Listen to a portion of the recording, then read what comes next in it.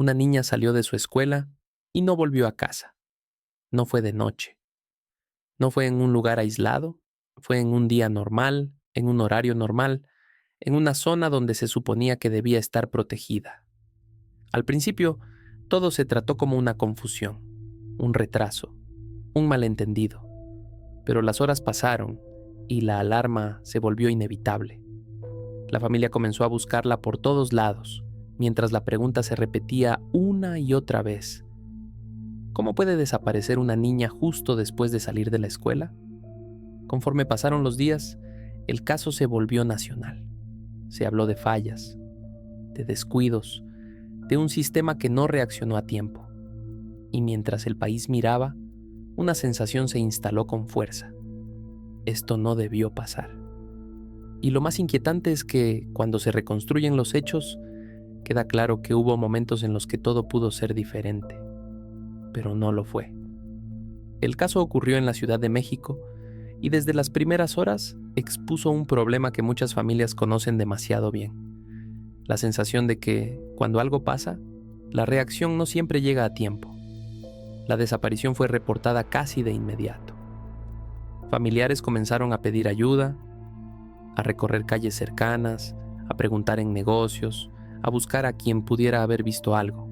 Pero en esos momentos iniciales, los más importantes, no hubo una respuesta clara que cerrara el paso a la incertidumbre.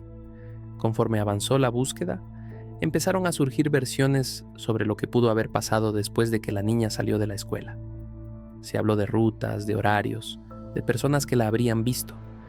Y como suele ocurrir en casos así, cada dato nuevo abría dos preguntas más. La presión social creció rápidamente. El caso se volvió tendencia. Las imágenes y el nombre empezaron a circular por todas partes. Y en medio de ese ruido, la familia se enfrentaba al peor escenario posible: no saber. Y cuando las autoridades finalmente comenzaron a reconstruir lo ocurrido, apareció un detalle que cambiaría por completo la percepción del caso. Conforme pasaban las horas, la historia dejó de ser solo una búsqueda. Comenzó a convertirse en una discusión nacional sobre lo que falla cuando una persona desaparece y sobre lo que ocurre cuando los primeros minutos se pierden. La familia insistía en una sola cosa: que cada minuto importaba, que no era momento de suposiciones, sino de acciones. Pero mientras se pedían respuestas, el caso se llenaba de versiones contradictorias y confusión. Y fue entonces cuando surgió un elemento clave, un punto específico en la secuencia de los hechos, que, según varios reportes, pudo haber cambiado el resultado si se hubiera atendido de otra manera. Ese detalle no solo incrementó la indignación pública, también dejó una pregunta incómoda: ¿en qué momento exacto se perdió la oportunidad de evitarlo? En los días siguientes, la investigación se concentró en reconstruir la ruta exacta después de que la niña salió de la escuela. Se revisaron horarios, calles cercanas, testimonios y cualquier detalle que pudiera ubicarla en un punto específico. Pero pronto quedó claro que no se trataba solo de encontrar una pista. El caso comenzó a exhibir fallas en la forma en que se activan los protocolos cuando alguien desaparece. Para la familia, los primeros momentos fueron confusos: llamadas, trámites, vueltas y una sensación de que todo avanzaba más lento de lo que debía. Mientras tanto, la presión pública crecía. El nombre del caso estaba en todas partes.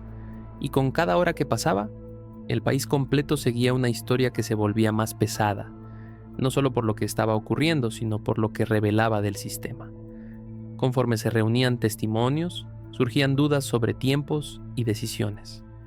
¿Quién vio qué? ¿A qué hora? ¿Y qué se hizo o no se hizo? Cuando todavía existía margen para actuar rápido. Y esa reconstrucción se convirtió en el punto de quiebre del caso.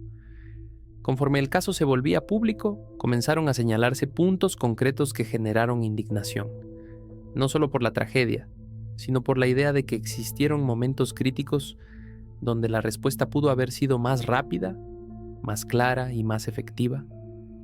La discusión se centró en los protocolos, en quién debía actuar primero, qué debía hacerse al reportar una desaparición y cómo se coordinan las instituciones cuando el tiempo es lo único que no se puede recuperar. Mientras tanto, familiares y ciudadanos organizaban búsquedas por su cuenta. Volantes, recorridos, que tenían llamados en redes sociales y presión constante para que el caso no se enfriara. Cada hora que pasaba sin información concreta era un golpe más a la esperanza. La cobertura mediática amplificó todo. Cada nueva versión se difundía de inmediato, y con ello también llegaban rumores y datos confusos. En medio del ruido, lo único firme era el dolor de una familia que exigía respuestas, y fue precisamente esa presión social y mediática la que empujó el caso hacia una etapa decisiva. Conforme avanzó la investigación, el caso dejó de ser solo una desaparición. Se transformó en un símbolo de algo más grande: el miedo cotidiano de miles de familias y la fragilidad de los mecanismos que deberían proteger. Las autoridades presentaron avances y se anunciaron acciones legales, pero para la opinión pública la pregunta principal seguía siendo la misma. ¿Por qué no se actuó con la rapidez necesaria cuando todavía había margen para encontrarla con vida? El caso también provocó una reacción colectiva.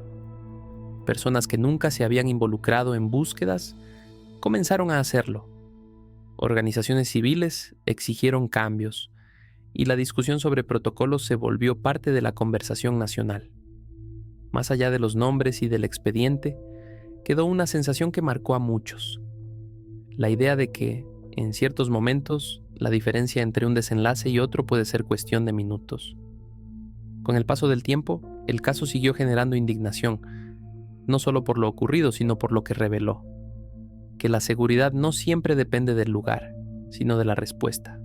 Y cuando un caso así ocurre frente a todos, la herida no se cierra con facilidad.